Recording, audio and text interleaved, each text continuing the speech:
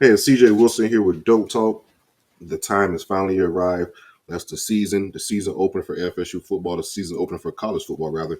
It's been a very long all season for FSU fans. Of course, after a 2-10 season, it's been a long all season, but the wait is finally over. We are here. We get to see what the 2025 FSU version of the Florida State Seminoles have in store for us as they have the home opener against the Alabama Crimson Tide. 3:30 event. It's going to be, of course, on CBS, national televised game. It's going to be interesting to see what we have. I know we've been hearing a lot of the reports and stuff like that, and of course, you guys probably get tired of just hearing how this person's practicing, how that person's practicing. You want to see it for yourself. We have our first chance in regards to seeing that for the home opener against the Alabama Crimson Tide. It's going to be an interesting one to say the least. Before we jump into it, get to the meat of this video and talk about the big time matchup, make sure you guys hit that like button and subscribe to the channel. Go ahead and hit that like button and subscribe to the channel if you haven't already. And lastly, grab your ticket to the tailgate. I know I've been preaching it for the last couple of weeks, but go ahead and grab your ticket to the tailgate. This is one you guys do not want to miss. I know you've been talking about coming to the home opening, seeing the brand new stadium in Doak Campbell Stadium and being in that atmosphere. If you guys have seen the drops by the FSU account on their social medias, you've seen how astonishing the stadium look. And I know you guys can't wait to get in it, but make sure you guys grab your ticket for the tailgate. It's going to be a star-studded event. We have Peter Warwick, Antonio Cromartie, a few others that's going to be in attendance. It's going to be all you can drink, all you can eat. Me partnering with my teammate and former FSU player, James Coleman. Like I said, all you can eat, all you can drink. Tickets are $65. We're going to have unlimited barbecue, seafood, liquor, beer, water, sodas, whatever you want. So make sure you guys grab your tailgate ticket. The link is in the comment section and it will be in the description of this video. All right, guys, let's jump right into it. First, I'm going to preview some of the things I picked up on the Alabama Crimson Tide leading into the season. Talk about some of their players and what they look like going into this first game of the season. And then I'm going to shift my focus and talk about FSU and what some things I feel like they have to do in order to win the game against Alabama, and some things, of course, they cannot do in order to lose the game, and get my score prediction for the home opener.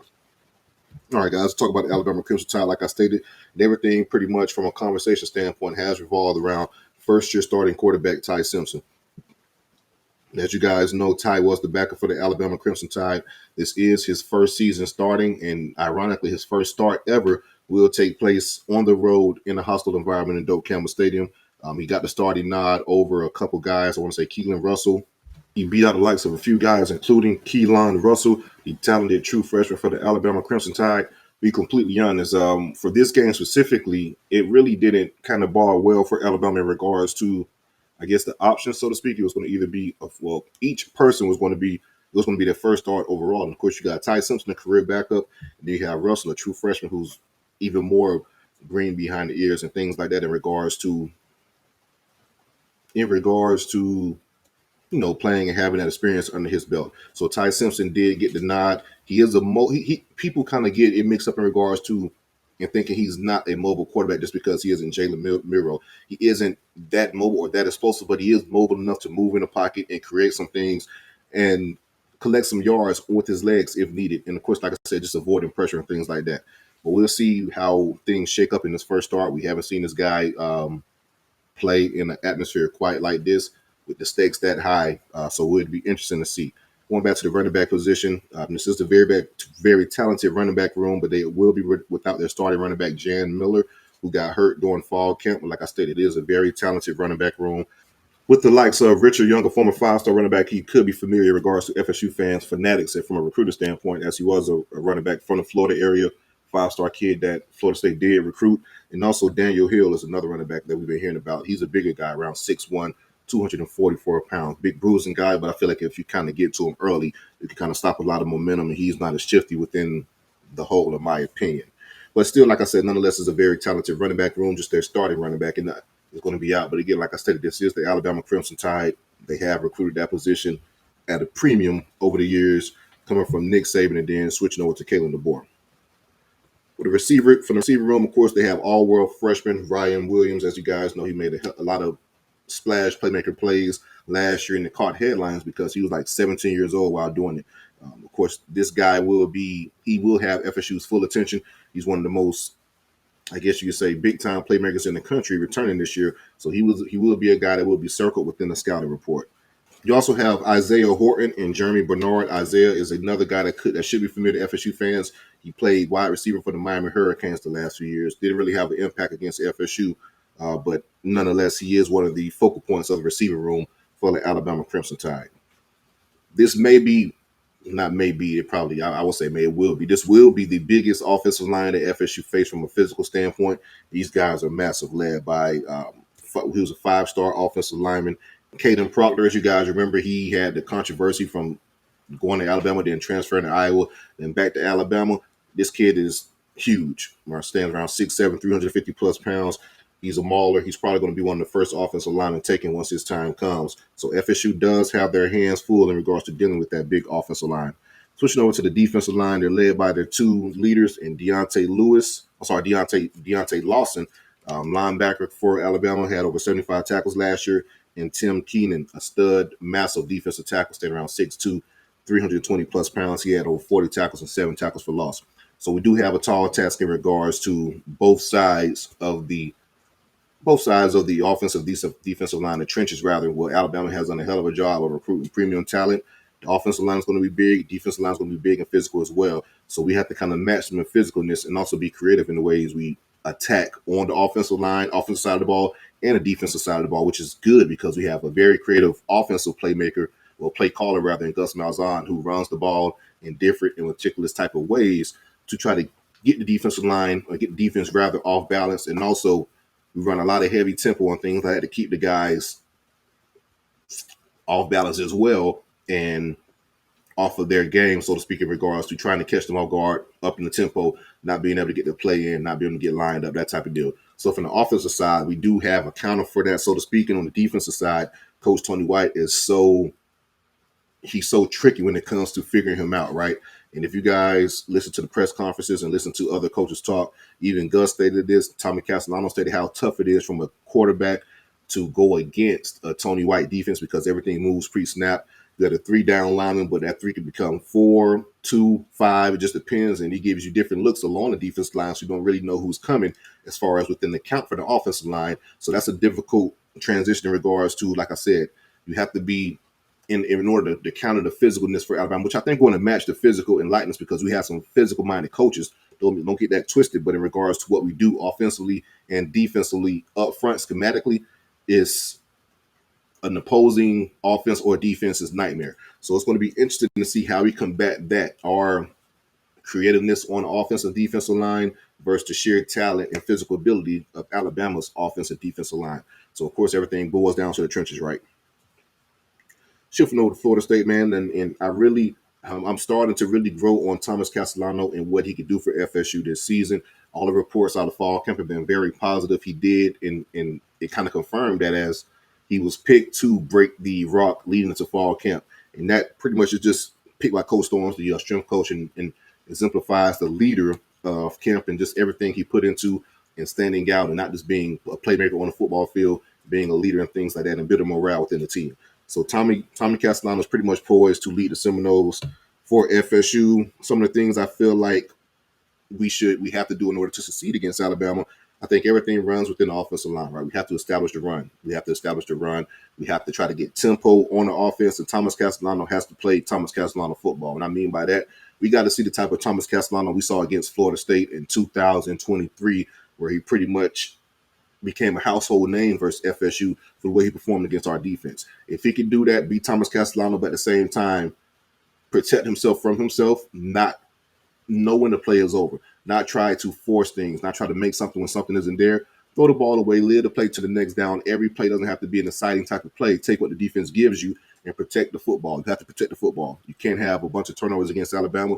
If you have a bunch of turnovers against the Alabama Crimson Tide, that's a recipe for disaster, and the game can get out of hand very quickly. We have to establish the run, like I stated. So we have to establish the run, and that's something that Gus wants to do. He's been top 20 in the rushing attack for the last 3 or 4 years, if I'm not mistaken, at UCF and at Auburn. So we want to establish the run. He's been doing a good job of that, in my opinion, in practice, and that's, of course, staying healthy within the offensive line, but letting that starting offensive line unit, who I think could be pretty good, build continuity and start getting things rolling, which you have been hearing. That starting offensive line that has a wealth of experience across the board. Like I've been telling y'all in multiple videos leading into the season, these players have about 15 plus career starts at the very minimum at previous schools and some at FSU, and they produce at a very high level. So we want to have that same mentality against Alabama. We want to have a good job in regards to establishing the run. Do not turn the ball over and get a really good tempo. From a defensive standpoint, it's on the flip end. You want to stop the run. And this is something that Tony White does a damn good job of. Like I stated, just talking about the few, I think Nebraska this past season didn't have a game in which they gave up a rushing touchdown at home. They're one of the best rushing defenses within of all of college football. I know I talk about Tony White and him being a top 25 defensive coordinator at two different stops for the past 4 years, but the most important and most impressive stat to me is his willingness and his, I guess you could say, the work he puts into, the effort he puts into in stopping the run. As a defensive coordinator, you know that's key in regards to stopping the run because that changes everything. Just talking about, I spoke about this before, Ohio State won the national championship last year. They were one of the most talented teams in college football, had two running backs go within the second round, if I'm not mistaken. A bunch of offensive linemen drafted this, that, and the third. Nebraska last year held them to 64 yards rushing. 64-yard rushing on 31 attempts. Ohio State, the national champion, probably the most talented team in college football this past season, averaged 2.1 yards per rush against Nebraska. And they also went 1 for 10 on third down. 1 for 10 on third down, less than 100-yard rushing, hell, less than 70-yard rushing against Nebraska. We're talking about Ohio State Buckeyes. They had 285 total yards against Nebraska. I'm not saying FSU is going to do that against Alabama, but it'd be damn good if we could. Of course, we have a defensive coordinator that's pretty much the opposite of Alan Fuller in stopping the run and establishing a physical point of attack and being creative in regards to your attack. As you guys know, Adam Fuller's defense was very vanilla in regards to pre-snap reads and pretty much what you were getting from FSU. It was cut and dry. We're going to play a variation of cover 7, cover 4, man concepts. That's pretty much all we did on the back end. It wasn't anything else to confuse the offense, which is the opposite of Tony White. And if you start to run, like I stated, things get pretty interesting for FSU. As I mentioned before, Ty Simpson, first, he's going to a hostile environment for his first start. If we could stop the run and put Alabama in passing situations, that's when I really think you can see Tony White's defense flourish, as we could do a bunch of confusing things on the back end from a cover standpoint and some confusing things up front to get some pressure on Ty Simpson to just heighten that, I guess you could say, confusion for a first quarter for a quarterback within their first start. So that's going to be a key factor as well. So you want to, I don't want to say dominate both sides of the line of scrimmage, but I don't think that's really going to be possible against Alabama. Like I said, that you want to hold your own and get creative in the ways you attack the Alabama offensive line and defensive line. And you want to be aggressive, right? You want to be aggressive. You want to establish yourself early. You want to jump out on Alabama. You want to catch them by surprise. You want to build momentum. You want to be in a hostile environment at DoakTalk Stadium. You want to pretty much jump on them as soon as the bell rings. If you can establish a lead against Alabama, get the crowd involved and things like that, then it can get really interesting in regards to how the rest of that game plays out. But if you let Alabama dominate from the start and impose their will and then started, I guess you could say, distancing themselves from FSU, again, get over pretty quickly, and the atmosphere within DoakTalk Stadium won't be the same. So with that being said, I'm going to give my final prediction for this game. I do think FSU is going to come out hot within this one. They are going to come prepared. I do think they're going to try to attack in those ways I stated and try to jump on Alabama because from a talent standpoint, Alabama is more talented than FSU. I think things are kind of starting to align for FSU as far as how this game will be played. We want to catch them the first game of the season, which is the best time to catch them, in my opinion, before things get rolling. The quarterback gets experience, hostile environment. First start isn't at home against Alabama or on the road against some cupcake, this and the third. It's in one of the most iconic stadiums in college football, and it's going to be the first time that FSU fans will see the newly renovated DoakTalk Stadium. So it's going to be a really electric energy within the building, and this stadium can get loud and rowdy. So that's going to be something as well. But I do think Alabama, at the end of the day, is too talented for FSU and will prevail in the end in regards to the talent. They'll be a lot closer than the people think. I do think FSU covers the spread. I'm going to take Alabama 27-20 versus FSU. And we have an interesting one in DoakTalk Stadium. Then we build on that moving towards the rest of the season. Let me know in the comment section what you guys think. Last, like I said, hit that like and subscribe button. Let me know what your score prediction for this game would be against the Alabama Crimson Tide. It's going to be an interesting one. And also grab your tailgate ticket. Go Noles.